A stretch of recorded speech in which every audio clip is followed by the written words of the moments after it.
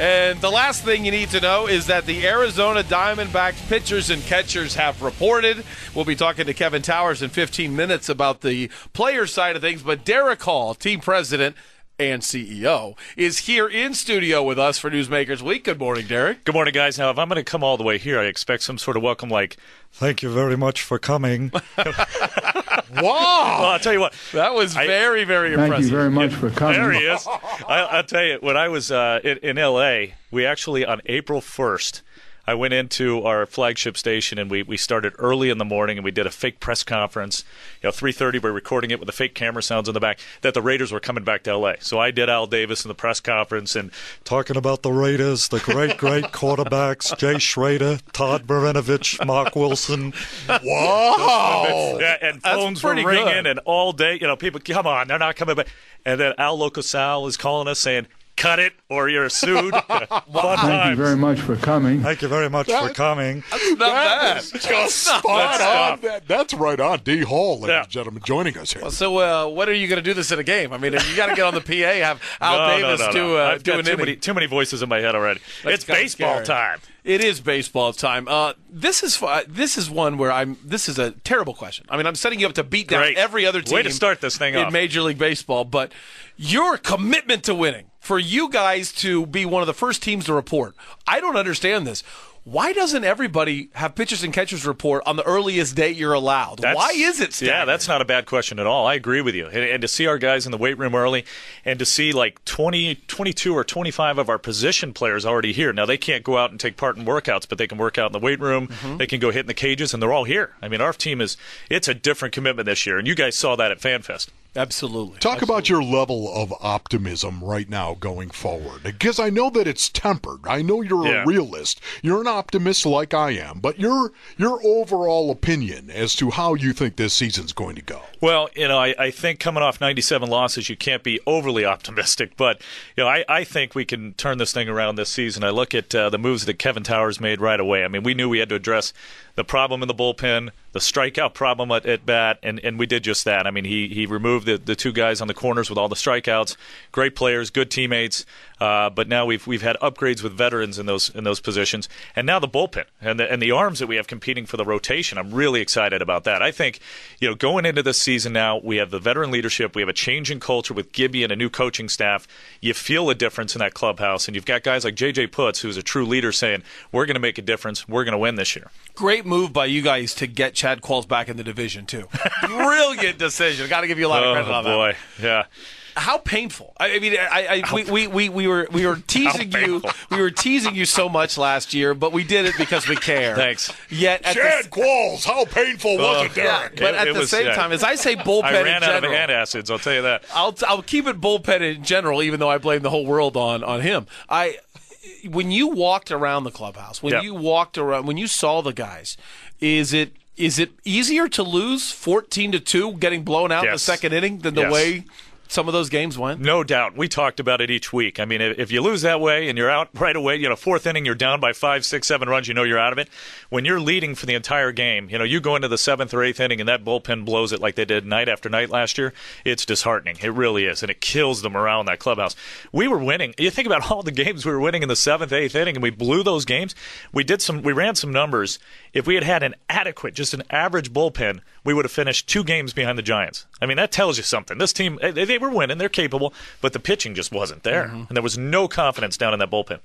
So why was Gibby retained, Derrick? Well, I think Gibby was retained because we think he can turn this thing around. He's a baseball guy. You look at the approach now.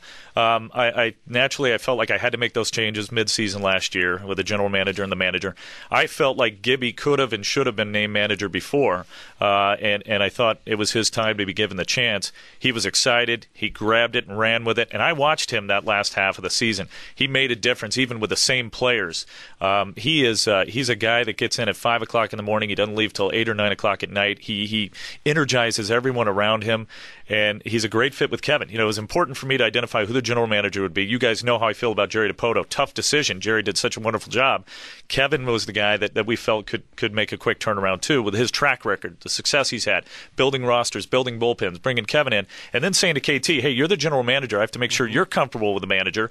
And when he spent time with Gibby, he said, this is my guy. And I tell you what, from top to bottom, everybody's on the same page, and we're all committed to winning the D-back way, which is a new way. And now Gibby, too, he's had that neck surgery, so he's going to be the first one out of the dugout.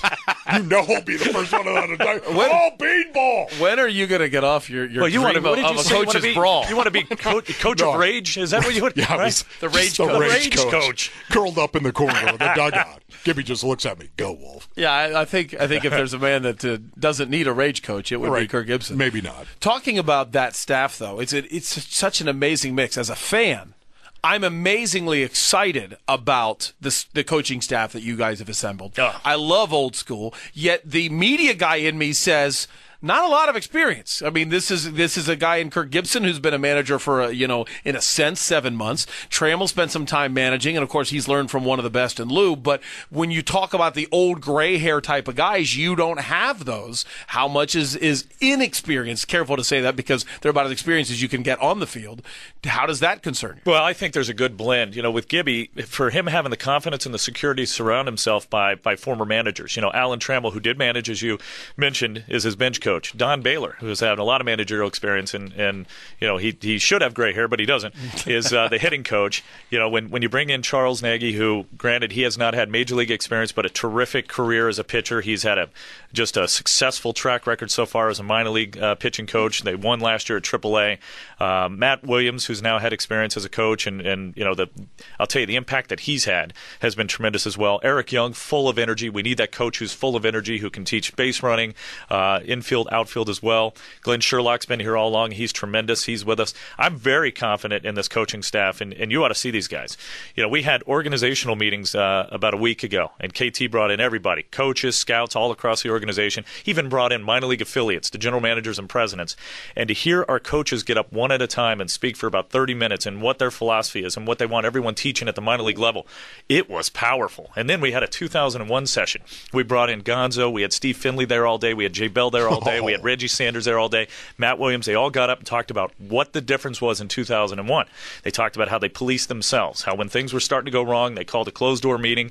They hammered it out. To hear Reggie Sanders say, I was at the batting cage one day during BP, and Jay Bell came over and said, why are you so bad at high fastballs? And he said, I should have been offended and would have been, but not on this team because I know he's trying to win. He just wants me to be better, and that's what we need. But anyway, after about this hour session, we were all floored.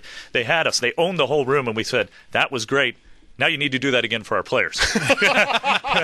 That's awesome. We're talking to Derrick Hall right now, CEO and president, of course, of the Arizona Diamondbacks. You have a new spring training facility, do you not? Boy, do we. Salt River Fields at Talking Stick.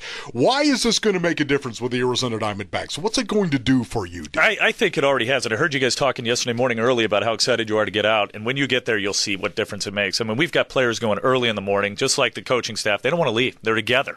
They're using the facilities. It is absolutely beautiful. The fans are out there. The fans, we built this for the fans. We built this with the fans in mind.